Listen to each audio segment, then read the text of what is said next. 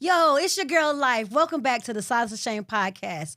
You know what we do here. We have great conversations about hard topics. And first, I would like to give homage to our original podcast host, Free, and our founder and CEO of Silence of Shame, Shanti Das.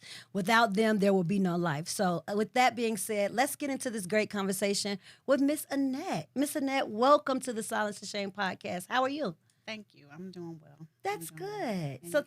I am doing great. Thanks for asking. Miss Marshall, Miss Annette, what would you like to be called today? Either one. Whatever Okay. you're most comfortable with. I'm good. All right, so we're going to go with Miss Annette. Okay. Perfect. And so you know what Silence of Shame is, obviously. You're here to have the hard conversation, to normalize the conversation around all things mental health. And so how and what path or journey brought you into the mental health realm or being in this space to have this conversation? What brought you here? My children. Okay. Being a widow, a single mom, Mm-hmm. and children that suffer with, and I guess I'm saying children that suffer with mental health Right. issues, but really don't we all? Oh, come on now. Because Let's have a conversation. I'm finding it. Let's have a conversation. I'm finding myself struggling now. And so, with that being said, you said, if don't we all have them, right?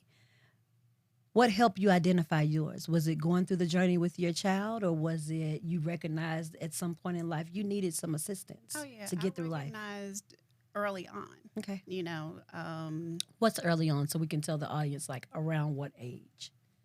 I was in my late 20s Okay. or early 30s, and Wow. recognized that my self-esteem just was not what I saw my friends. Okay.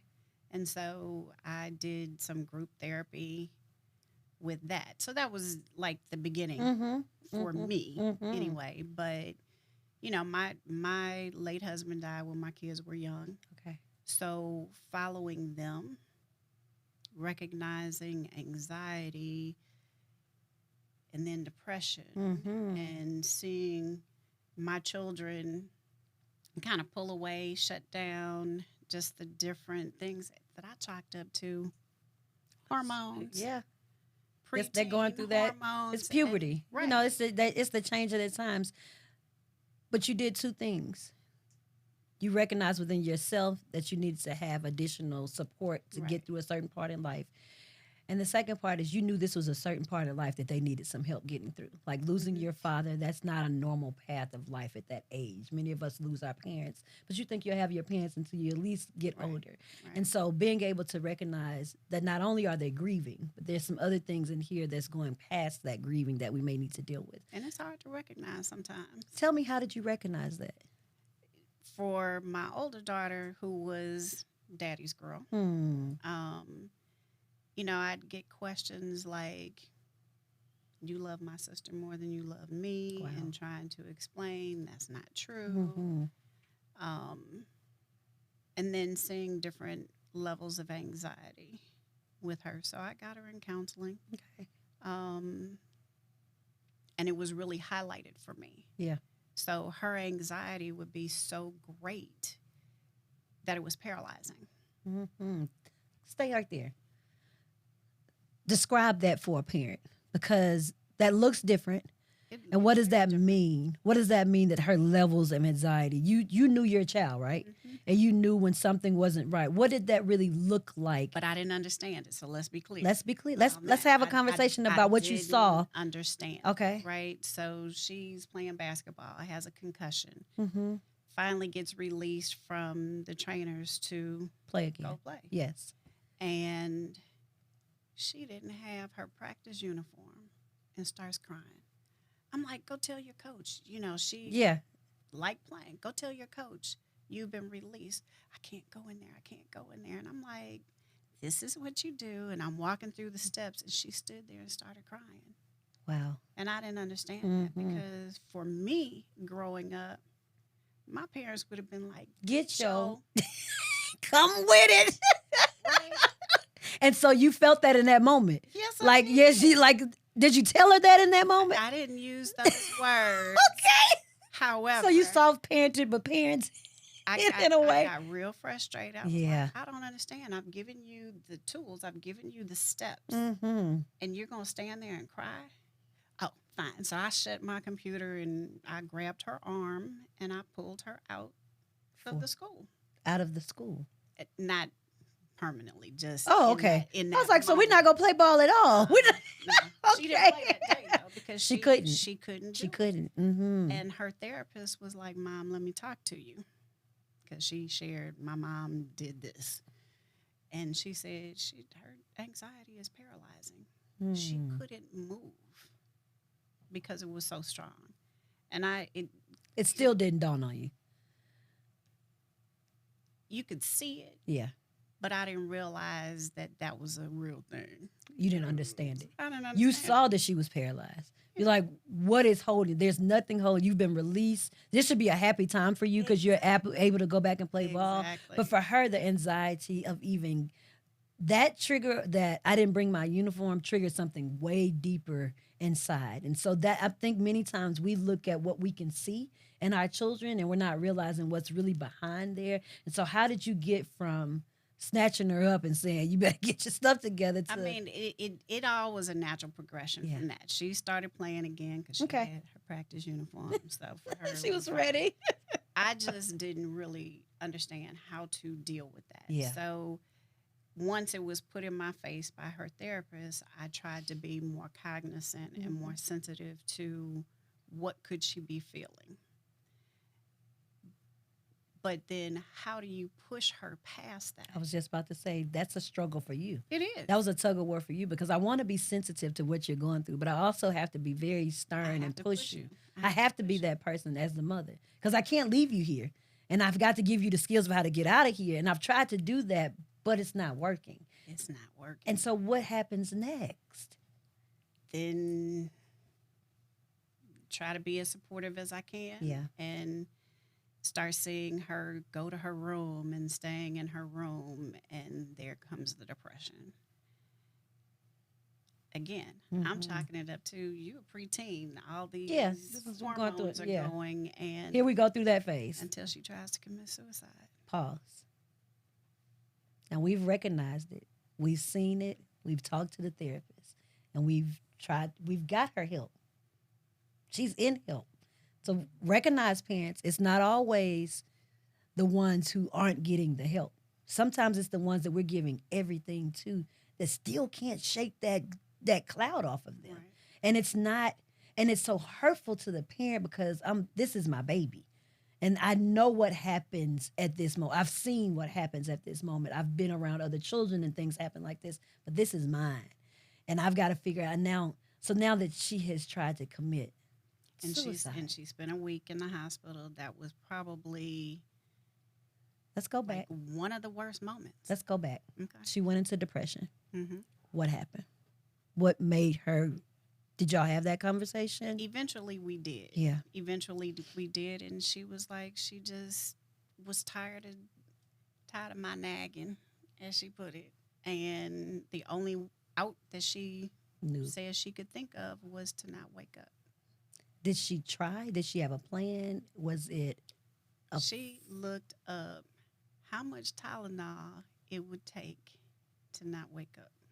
Normal drugs that we have in our house, normal painkillers that we have in our home, and we don't recognize could actually be a lethal weapon Exactly. to be used for an attempt or a suicide completion. So we're here now. And so now you're like, okay, this has gone to the next level and you've had to hospitalize her.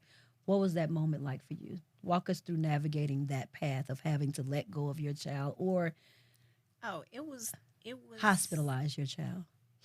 It was horrible. Yeah. So I called 911. I'm riding to the hospital with my pajamas on.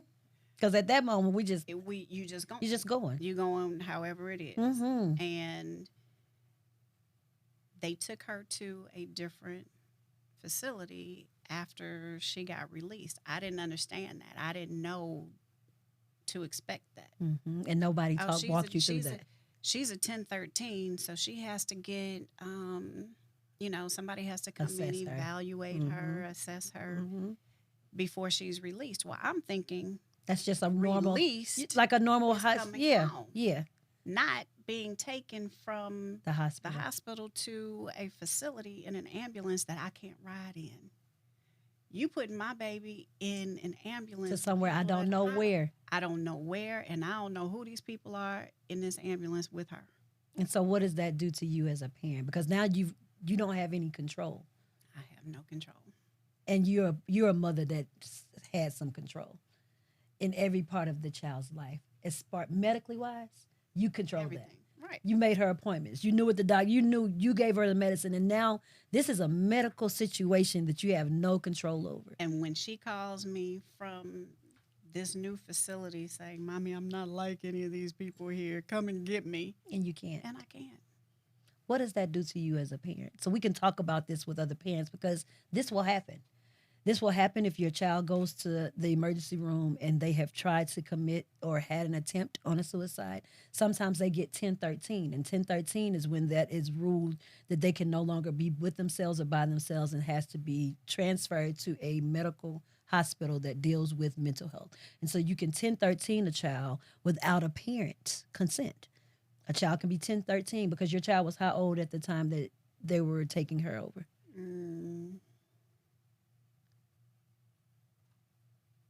Roughly. Must have been about 16, Still a child. 15, 16. Still a child. You were making all decisions for her up until this point. Mm-hmm. And so we're here now. And you are at wit's end because my child, I still haven't dealt with why my child is here, let alone that now my child is going somewhere that I have no idea where she's going.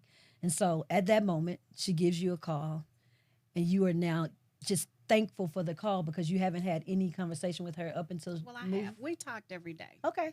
We were able to talk every day. She Okay. let me know everything that was going on. Well, that's good. And got to a point where she, I think, wanted to help the other people that were there, the other kids that were there. She went in as the help. After a while, She realized. But that doesn't eliminate the fact, and what I would try to tell her, you still have, there's a reason why you got there. Yeah, you're trying to help them, but there's a reason why Let's you help got you. there. Yeah. So, exactly. And I don't think she's dealt with that With personally. with why she helping was her. there or Yeah, helping herself. helping herself. Has she ever identified or spoke to you about what got her there? Just the fact that she said she was tired of dealing with me harassing her. Clean your room, do this. Stuff The that a normal parent. normal parenting stuff, right? And But at that moment, she was going through grief. She was going through puberty. She was going through shifting on her sports life with the concussion. Dealing with, is this the child that thought you treated the other child better? So she's got all of this. They both are like that. I mean, well, we know. If you got two, neither one They of both them. are Right. saying the same thing. But this is all happening at the same time. But I don't think you were realizing that it was layering on itself as heavy as it layered on. was. Right. It layered on, and later find out it wasn't the first time that she had tried it. Wow. Which is, it's devastating because as a mother, yeah. it's like, I thought I was watching. I try to, but I also try to give you everything so that your life is fulfilled. And stay right there. We try to give them everything so that their life is fulfilled. Right. Because we think we know what they want to fulfill their lives. Right. Did you ever have the conversation of what do you want or what's your dreams or Oh, yeah. ask for? We talk about all that, and I try to support everything. Like this kid at 6 was saying how she wanted to be a doctor. I want to be a doctor. I want to be a doctor. Then she changed it to want to be a fashion designer, right? And I walked past her, and I'm on the phone, and I'm like, oh, yeah, my daughter wants to be a doctor already. And She starts crying, and I look at her. I'm like, What's why going are you on? crying? She said, I told you I want to be a fashion designer now, and I need you to support me Oh, in wow. whatever. I may change my mind later on, but I need you to support me. I'm like, are you sick? She recognized then. You know? Hmm. So, but But that at was 6, her. they had She's that always, personality. she Yeah, had, at right, that very age. strong. So now she's in college, wanting to be a nurse. So she To help still others. She has, still she has that still helping wants to others. help Yes. others, and that hasn't changed at all. Hmm. But what I recognize, or I had to, so she gets to college, she turns her locations off. So Not responding to me. wait.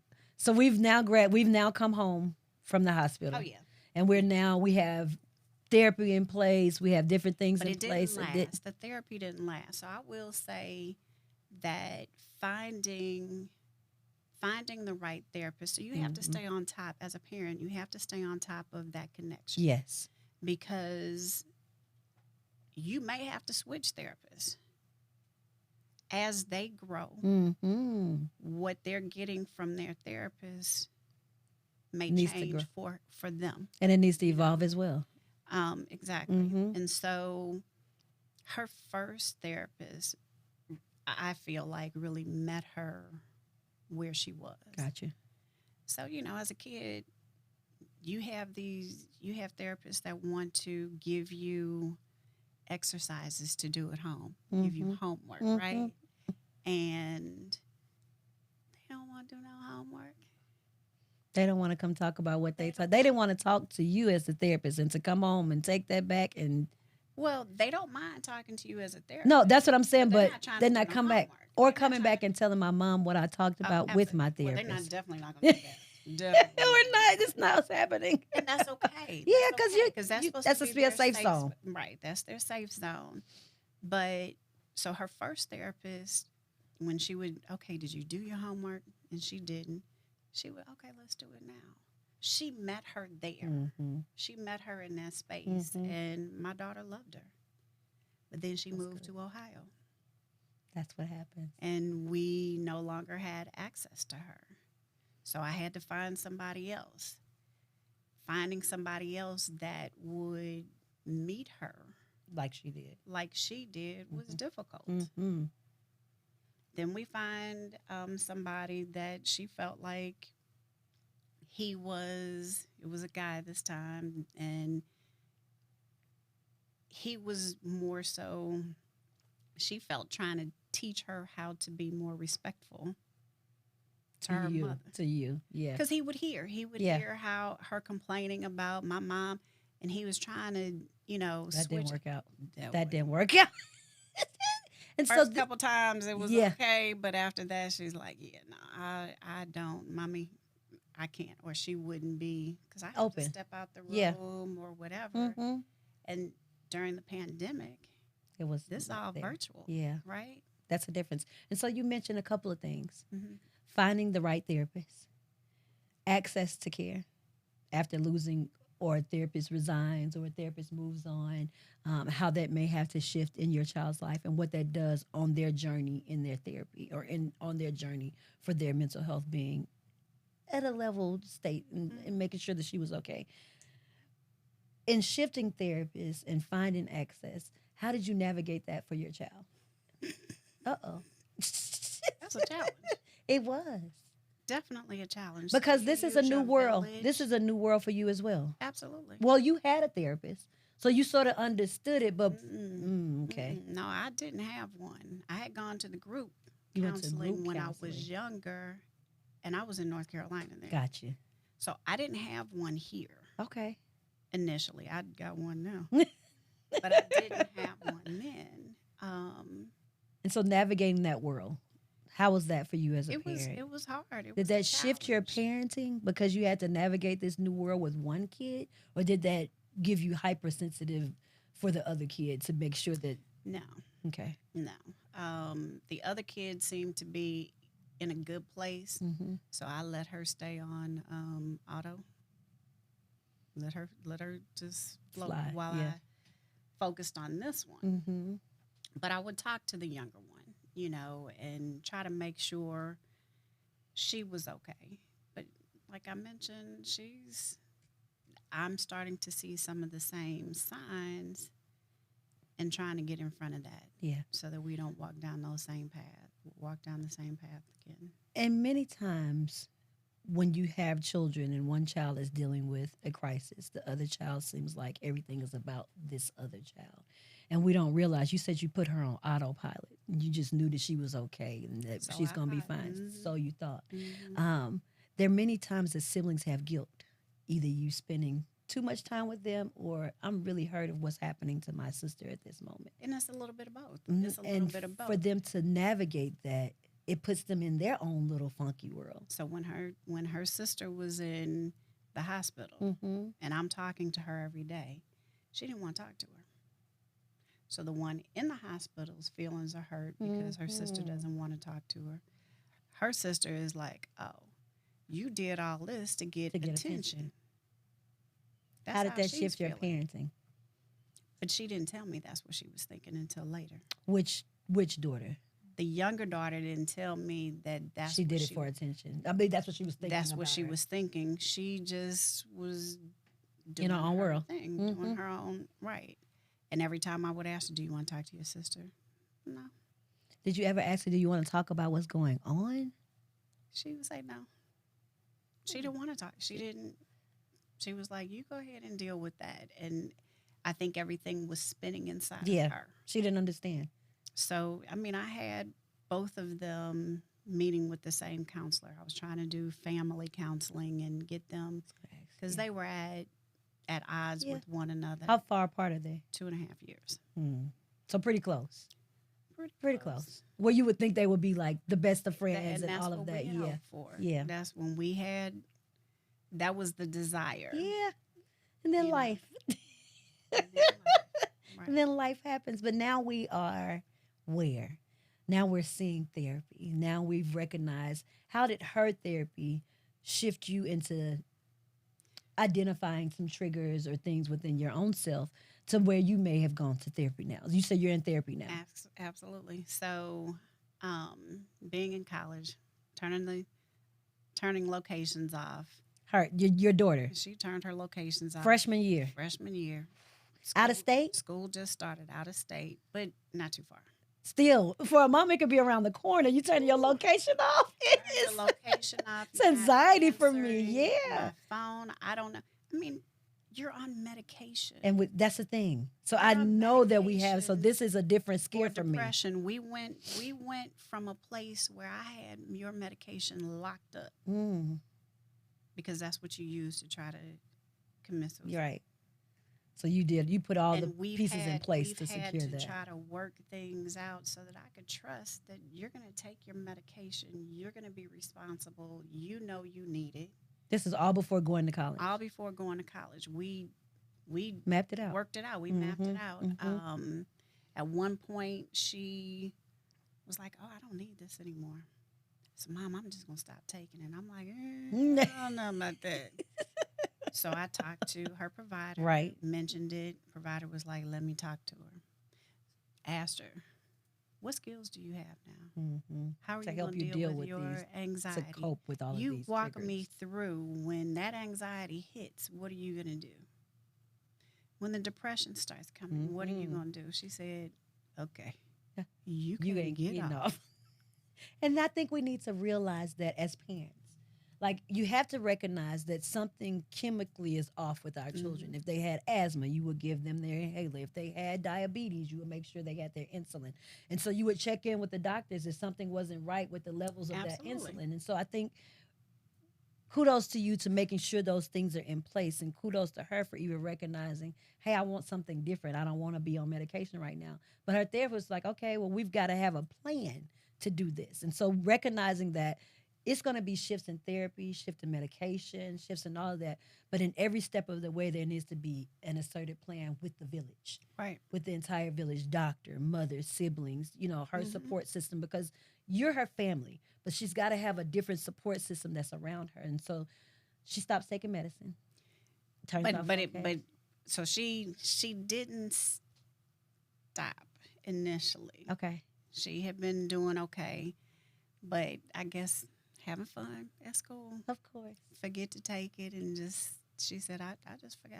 Mm-hmm. I think I'm okay, but I'm starting to see crankiness. All the signs. She's starting to feel sick, Mm-hmm. which I didn't realize that a symptom of abruptly stopping your medication Of course you're going to feel is sick. flu. Yeah. It's flu-like symptoms. You're detoxing. But I'm seeing almost. other stuff. I'm like, ooh, this one here is not an easy person to get along with right now. Off of her medication. Off Not of your her daughter. medication. Not your daughter Absolutely. going through this, Right. weaning herself off of her medication. She wasn't weaning. She just abruptly stopped, okay, is what. So she's back on. Okay. We kind of talked about it. She started recognizing how cranky she was, but she's not attributing it to My mental health. the medication. She's not attributing to She's thinking off. this is college life. This is what happens to college Exactly. freshmen. Exactly. I'm going through a regular phase of, Exactly. of being away from home and not realizing when you stop any medication. If you take Tylenol every day, if you take ibuprofen every day and you stop taking it, your body's going to react to not having that medicine in your body or that chemical. And we call it a chemical, but don't think of it as a negative term. But you are putting a different chemical to balance out the imbalance of chemicals Absolutely. in your body. And so now we are freshmen and now we are here. How is it now? So that has been rough for me, just going through, and it's an up and down. It's a roller coaster. So she told me I was manipulative. You need to seek counseling. I'm like, you know what? Maybe I do. I do. I am not ashamed. You're right. I do. But you do too. Well, we do. We do. Exactly. Yes, right. Exactly. Right. And so, and she agreed. She was like, well, she said it. She was like, you need to find somebody at home and I'll find somebody here. Bet. Okay. So when I start with my new counselor and I'm telling him all this stuff that I've shared with you, and he's like, so I'm hearing a little something more. Tell me about your childhood. Your underlying Because I want to understand what's going on, where your parenting is coming from. And when I shared that I always questioned my mother's love for me, and I made a vow to myself that if I ever had kids, they would never question that. But they have. They both. You love this one more. But they have, right? But and you were so gung-ho about not having and then that I'm still experience. there. I don't want that experience for them. I don't want that for them. So I don't know how we get there, but he digs deep into my childhood and he says, talks about my relationship with my mom. And I'm like, we have a great relationship, but it's on my terms, is what I like to say. So we think it's on our terms. I feel like the hurt that I had growing up won't be the same. I can get hurt. I love my mother. My mother loves me. But we have a different relationship. My relationship with my kids is very different than my relationship with my mother. And he points out, he says, your daughter is growing up. You have a relationship with your mother that has boundaries now. Why can't you do that with your daughter? I'm like, ooh, I don't know that I'm ready for that. Boundaries for you to your child? Yeah. And because to allow protect you her to grow up. Because you keep wanting to help her through every phase. And so what he said is I'm parenting from that little girl that wanted my mother to protect me. That wanted my mother to love me. I'm parenting from that place. Wow. And I was like, hey, you're right.